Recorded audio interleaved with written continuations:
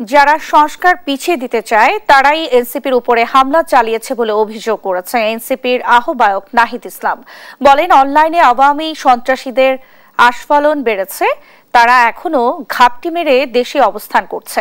বৃহস্পতিবার জুলাই পদযাত্রার তৃতীয় দিন নীলফামারী জেলার সৈয়দপুরে শহীদ সাজ্জাদের কবর জিয়ারত শেষে এসব কথা বলেন তিনি।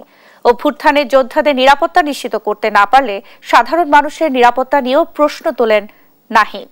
তার দক্ষিণাঞ্চলের মুখ্য সংগঠক হাসনাত আব্দুল্লাহ বলেন, দেশে ফ্যাসিস্ট উৎপাদনের যত রকম পন্থা আছে তা সব বন্ধ করতে হবে। আর দেশের যেই সংবিধানের কথা বলা হয় তা আওয়ামী বিধান।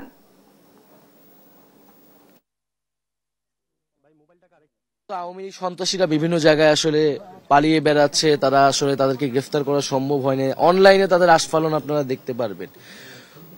তো সরকারের জায়গা থেকে আরো কঠোর ব্যবস্থা নেওয়া উচিত এবং এই পদযাত্রাকে এইভাবে আসলে ব্যাহত করা সম্ভব হয়নি।